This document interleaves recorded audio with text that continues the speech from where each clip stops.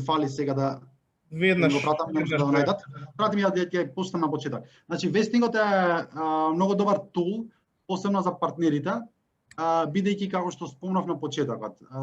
Треба да се внимава, посебно ако имате поголема група на партнери, кој што е сега случај во стартапите, пошто сите ресурси се зафатени, значи или си работат во комотни корпорации, или стартапите се од доста се почнати од доста млади луѓе, ентузијасти и така натаму, но во нашиот случај кој што беше да се собереме ние 6-7 луѓе, имавме angel инвеститор на почетокот, но требаше да се собереме 5-6 пријатели кои што се знаевме, некои повеќе, некои помалку, но работевме на овој продукт година и пол, две пред да почнеме со стартапот.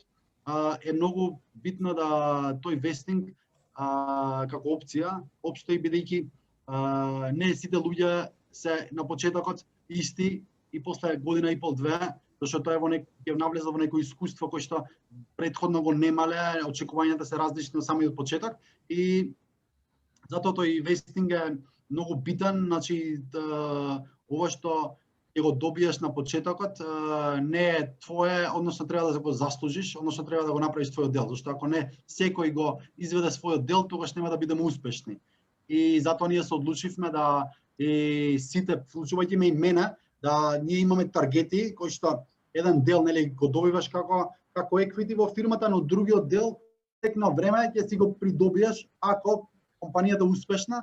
За да биде компанијата успешна, секој од нас треба да ги стигнат неговите таргети, нели? Тоа беше едната причина, другата причина што како други ние си беме сами како инвеститори во делот, имавме ангел инвеститори и треба да им се даде до знаење дека овие шерови што ги добиваш до сега што си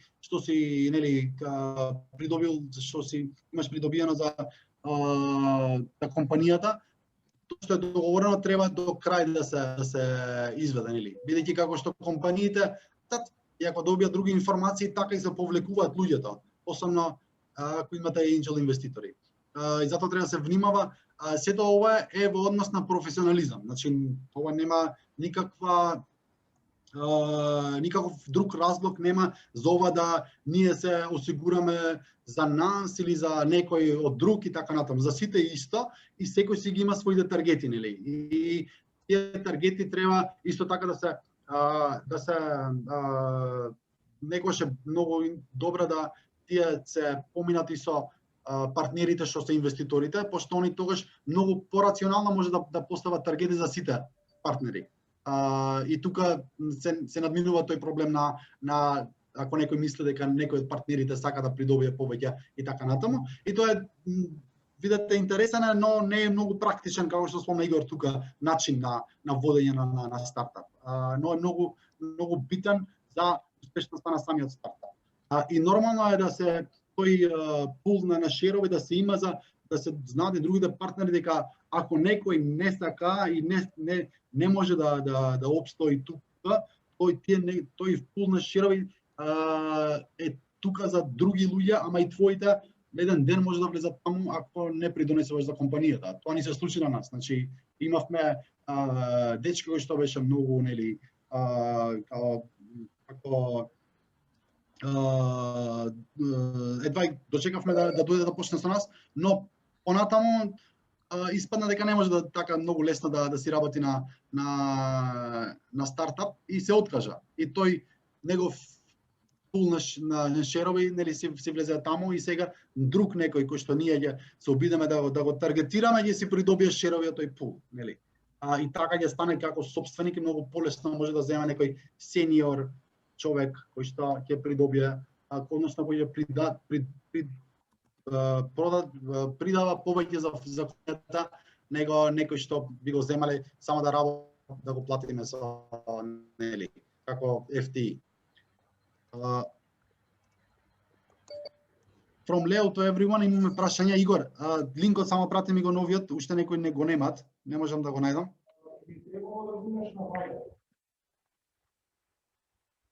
На Viber од тебе уште не ми стигна, да види некој бујар го имаш пратено.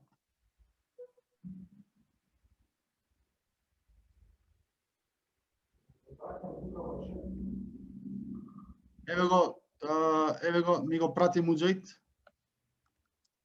Сега го прата на другите. Игор, дали треба сакаш нешто да додадеш на одговорот? Дефинитивно она кое што го спомна беше многу позитивен сигнал за нас кога пристапувавме кон инвестиција, дека основачите гледаат доста далеко, не е краткорочно гледањето, туку креираат бизнис кој што ќе биде тука барем во следните 3 до 5 години и размислуваат за како компанијата ќе стане глобално присутна. И таа припрема беше нешто што навистина значеше одлука помеѓу тоа дали да се инвестира или не, на страна од бизнис потенцијалот на бизнис идејата и се останато. Има тука едно прашање од Лео, не знам дали на тоа прашање беше дека може Игор, само види направи акцепт на неколку луѓе кои што таму се веќе се обидува да се приклучат. Да, мислам дека прашањето повеќе за тебе. Да, во делот на пристап на финансии постојат многу можности, се зависно во која фаза е бизнисот. Затоа и на Стартап Македонија во регистрацијската форма која што се пополнува се кажува во која фаза сте, дали на ниво на идеја, дали веќе е основана компанија, дали веќе компанијата има свој прототип решение или тоа решение веќе се продава на пазарот. Соодветно тоа каде се наоѓа компанијата има различни извори на финансирање, што од грантовска поддршка до private equity, односно до equity инвестирање преку ангел инвеститори, venture capital фондови, но се е зависно нели каде се наоѓа бизнисот. Може слободно да ми пишете, ќе го оставам својот контакт во чат, доколку некој поспецифично сака со одредена своја бизнис идеја да пристапи до финансирање, а Бујар секако е расположен да ги разгледа бизнис можностите и да каже негово размислување како предприемач, пред секако да се представи тоа до инвеститори. Затоа ми е многу драго кога имаме можност некој кој што поминал низ процесот, потоа да се врати како ментор, и затоа ги поврзуваме и компаниите кои што се дел од програмата на Стартап Македонија со ментори искусни, за да можат да не ги направат грешките кои што истите често се прават на патот до развивање на стартап. Игор веќе спомна неколку работи, едно од сакам да ги спомнам менторите кои што се многу битни во делот на кој што како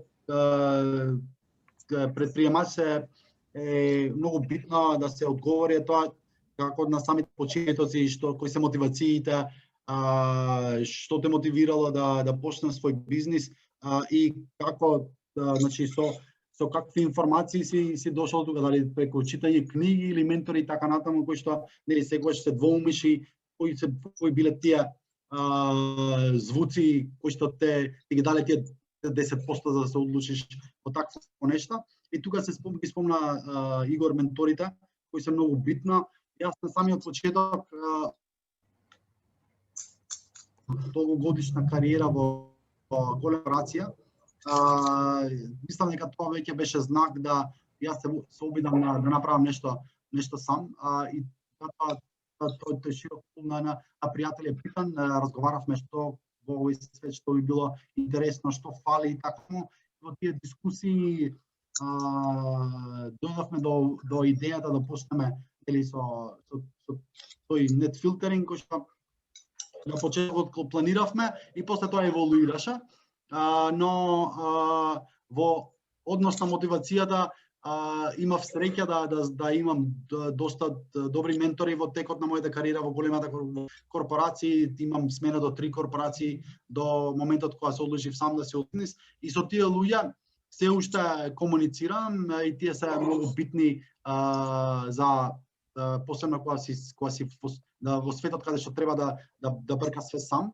Во корпорација све ти е средено, имаш буџети и така натаму. Овде све треба да осигураш, да речеме, и плюс да ги завршиш и твоите задачи, секојдневни што се, и после тоа кога веќе почнува со самиот бизнис, треба да се иде на вакви ивенти, треба да се иде на ивенти каде што и пичуваат и други стартапи, за да се таму се учи доста работи и како се вика се шири со контакти. Придобиваш контакти, има доста не само акселератори, тука и други тела кои што помагаат на стартапите и они може да помогнат со менторшип. Речеме нас Macedоnia 2025, така почнавме, отидовме таму, пичиравме, па ни дадува двајца ментори, едниот од Швајцарија, другиот од САД. И за тие ментори таму име цело да ни помагаат, значи во кој стејдж на компанијата си, seed, pre-seed, stage A и така натаму, development или веќе имаш revenue и така натаму, и они ти кажуваат со какви искуства они надминале за ти да ги примениш тие искуства и тоа доста помага. Немој да мислите дека стварно ако сте веќе во години имате доста искуство и така натаму дека ова е нешто слично. Сосема е различно и затоа тие работи највише помагаат. Self motivation е окей, нели читаш книги и така натаму, но најбитно е да се најдат тие ментори кои што веќе го поминале ова искуство и највише се учи од нив. Значи ќе го споделат искуство, да ги кажат што да правиш и тие ментори не се тука само они да го расподелат искуството, тука се и да помогнат ако се соочиш со некои потешкоти и со размислувања кои што не си сигурен на која насока да отидеш и доста еден да речеме состанок со нив и може да ти дадат еден тон идеи за ти да имаш побистра глава да размислуваш окей и да се одлучиш на крај на која насока да отидеш, да речеме така. Некогаш не секогаш си сигурен по која насока би отишол и тука помагаат доста тие ментори, пријатели, некогаш е добра и со пријателите кои што имаат врска со ова да им раскаже што е случува, може да изненадат. Иако немаат искуство со стартап или не се предприемачи и така натаму, битно е да се има широко друштво со кој што нели може да ги споделиш овие информации и така се надградува себе си и така се пополнуваш, да речеме, во текот на кариерата, во текот на бизнес и на entrepreneurship светот што се вика.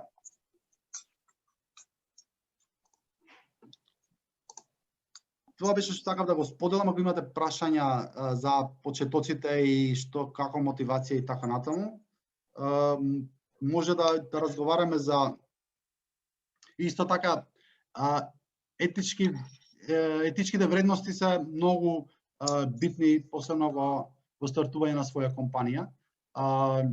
Тука не само за себе си кој што треба да бидеш, но ако си лидер на таа компанија треба и тимот, значи да се види дека ако веќе влегуваме во ваков бизнис, мора да бидеме сите на исто и сите да бидеме, значи ако сакаме да бидеме успешни, првин што е најбитно е да дадеме се од себе, но исто така да бидеме искрени, не само меѓу себе, него и помеѓу нели партнерите други што ги имаме, инвеститорите и така натаму.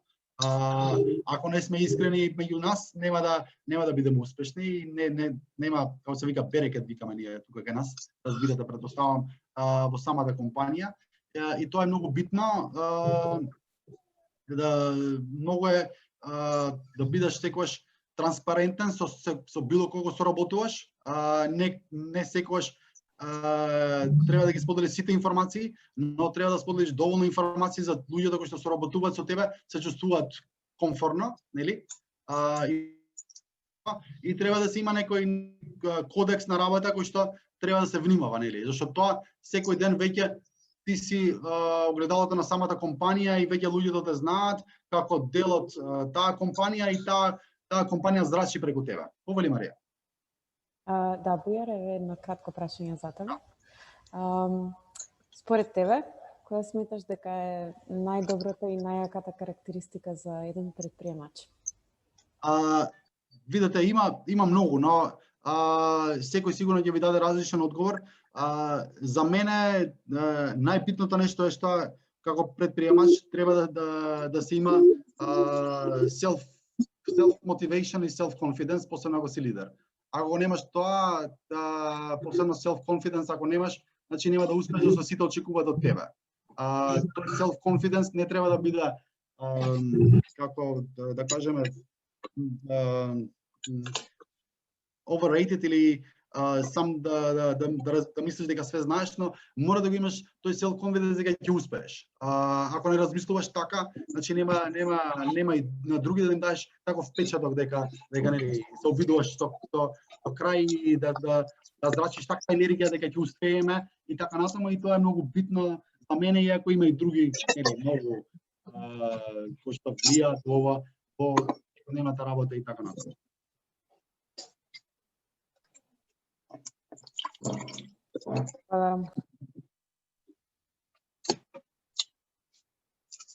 Да ги отворам уште некои работи што ги запишав, кои што мислам дека треба да ги споделам со вас.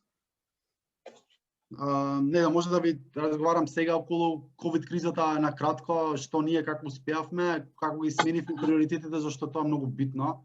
Веќе трае ова долго време. На почетокот мислевме дека ќе помине ова, по пролет ќе почнеме, пролета помина, летото помина, очигледно влегуваме во тешка зима. Тоа за нас значи дека треба да смениме доста приоритети и вакви непознаници ќе ви дојдат. И ова, иако е нели глобално се знае, но вие како стартап утре да почнете ваш стартап може да ви дојдат вакви како се викаат предизвици кои што се специфични само за вас. Иако ова е глобално, но може да се најдете во вакви ситуации кои што може да ги примените искуството од оваа криза во други челенџи кои што ќе ви дојдат само за вас специфични. Но ќе треба и значи истите чекори да го поминете.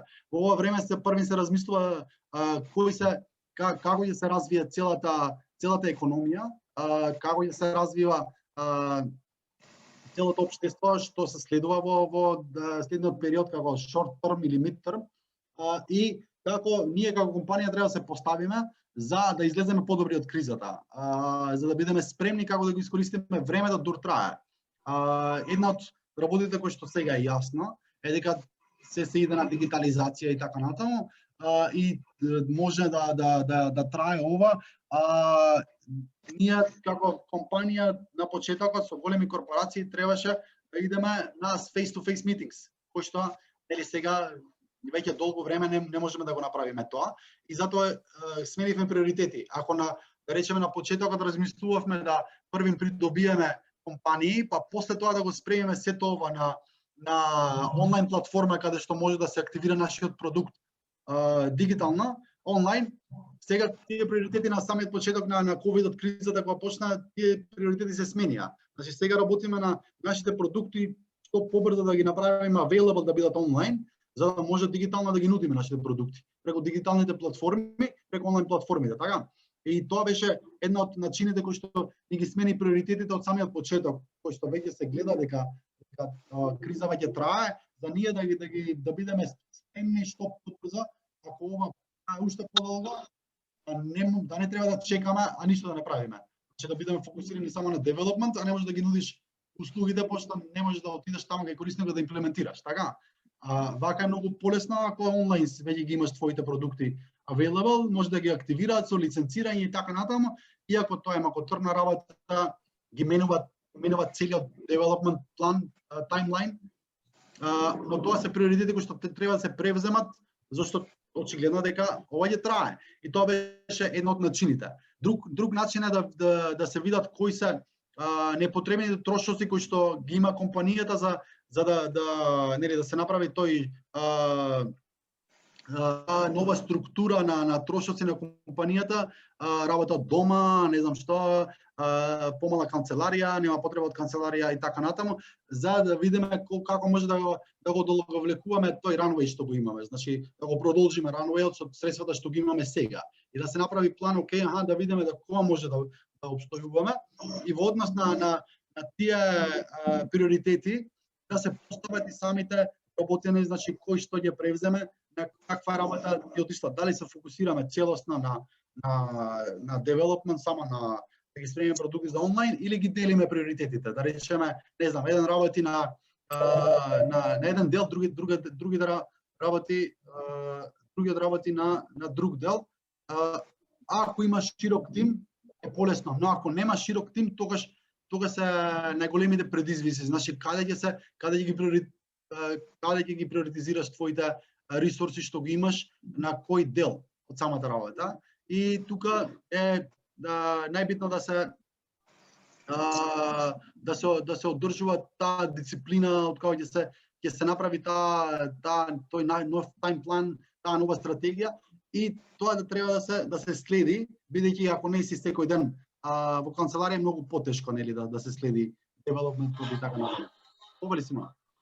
Да, кога велиш да се следи девелопмент и слично, имате ли некоја методологија по која што работите или пошто е на пример методологијата Scrum секој 2 недели лесно се следи?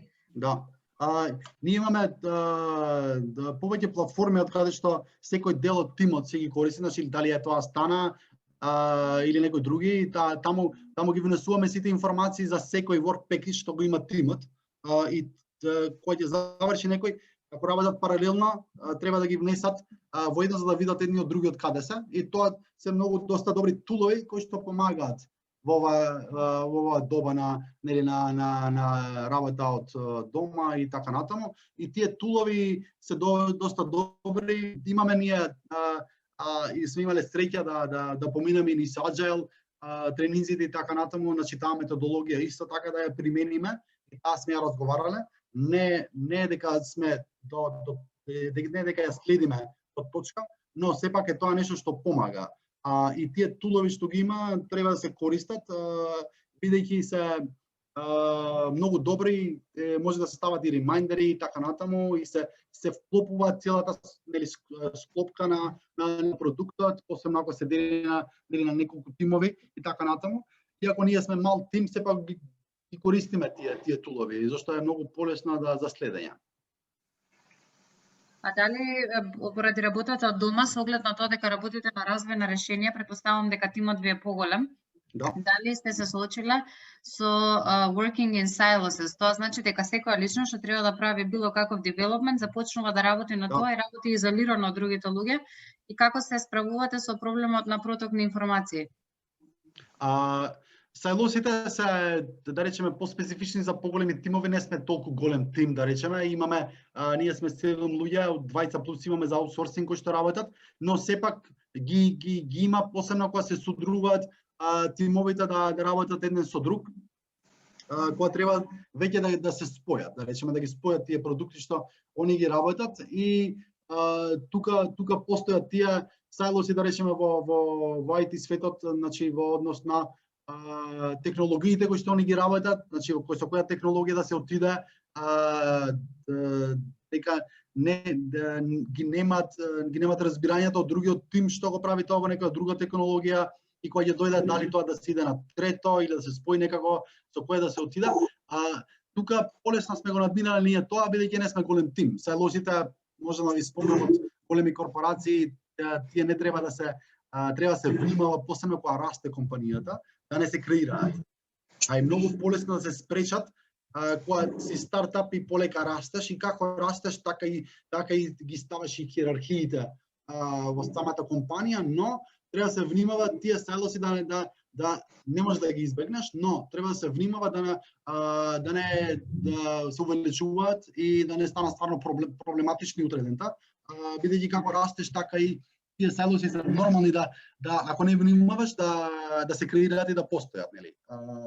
Во однос на комуникацијата, исто така во самата Asana ние таму си комуницираме све што треба во однос на девелопментот, нели?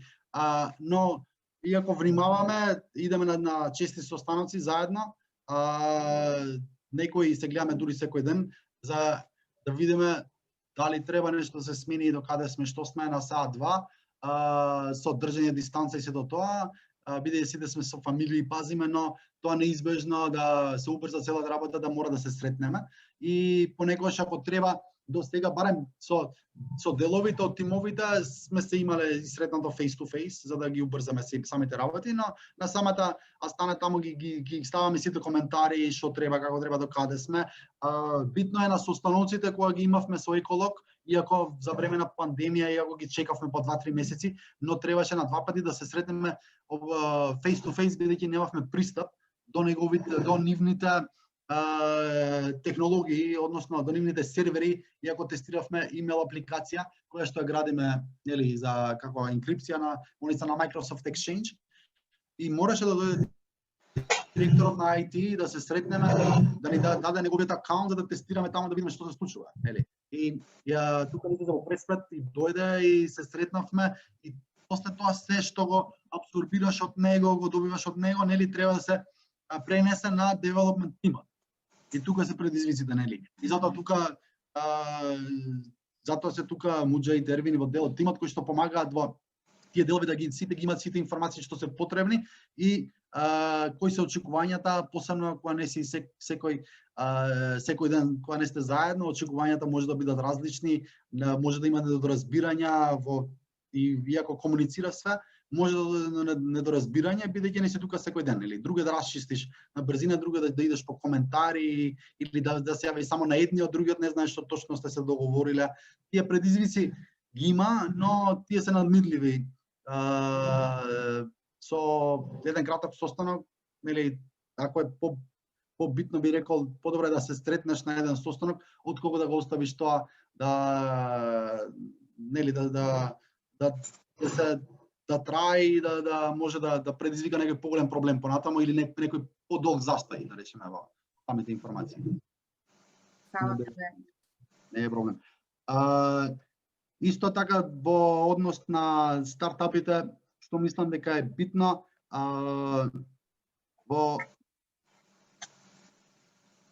тука имаме луѓе кои што размислуваат за стартапи, мислам дека е побитно да уште да споделам за информации што ви треба како на почеток, што да се спремите, како да се спремите, имате супер идеја, има тулови, има доста нели сега тела кои што помага за стартапи, има capital venture и така натаму. Во моментот кога ќе се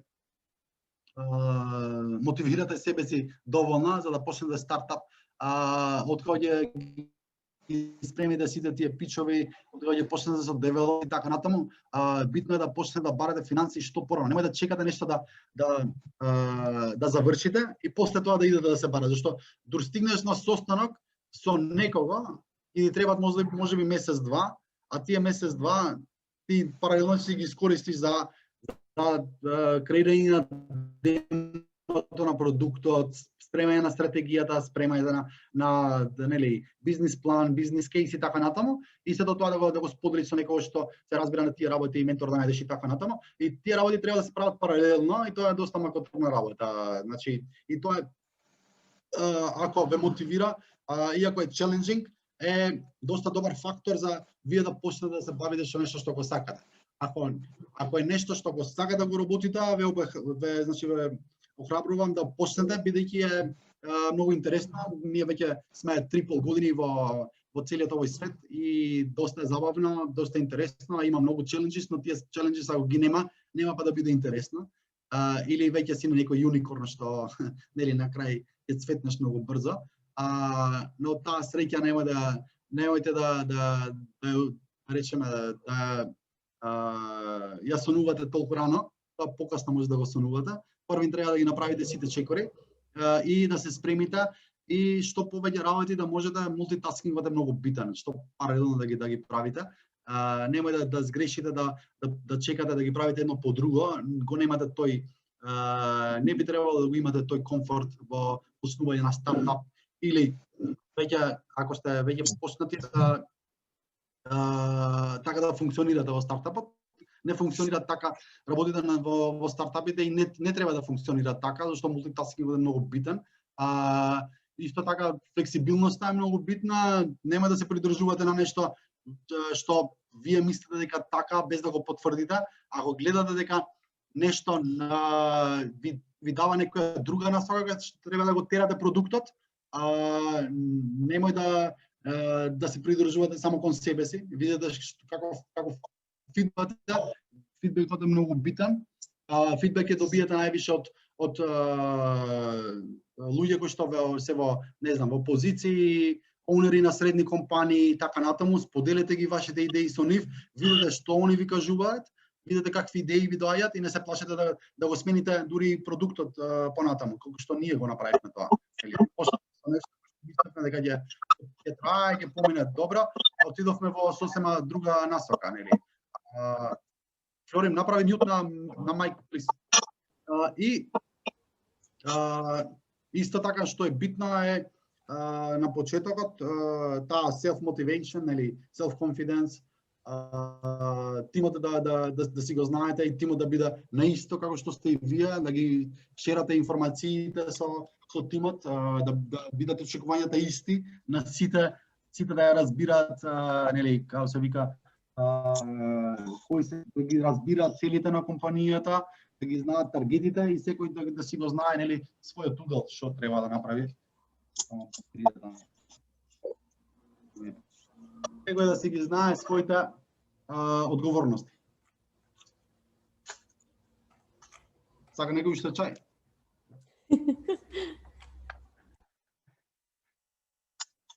Океј.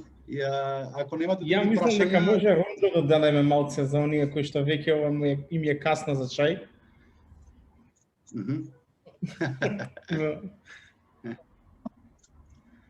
Ако имате уште прашања, може слободно да продолжиме. Па, јас немам прашање, ама имам една молба. Ако може, односно, оние кои што сакаат да бидат дел од фотографијата, ние традиција да ги вклучиме сите камерите, за да можеме да се сликаме. Ќе одбројувам 3, 2, 1 и кога ќе кажам геф, една широка геф насмевка. Ајде камерите сите он. Маđе, зашо не можем ја да вклучам мојата, ми пишува the host is stopped. Ајде, ако може сите да ги уклучиме камерите. Само да и дадеме и на Марија право да се уклучи камерата. Имаш, Марија, право?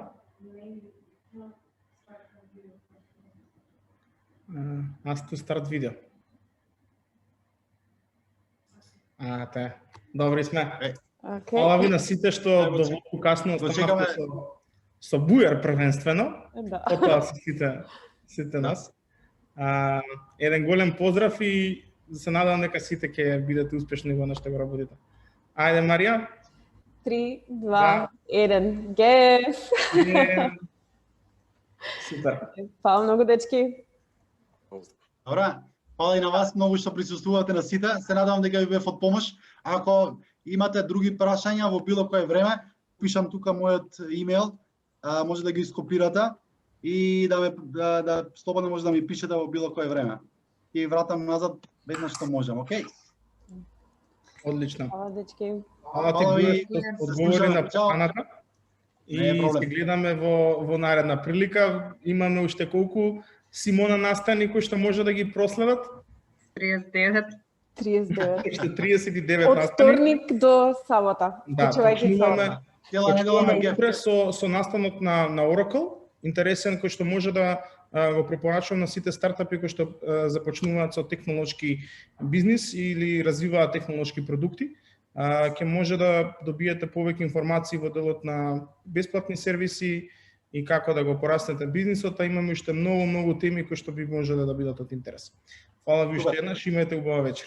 Фала исто, Игор. Се надам следната година на чај. Лице в лице. Лице в лице. Точно. Чао. Фала, Дишки. Чао. Чао. Поздрав. Чао.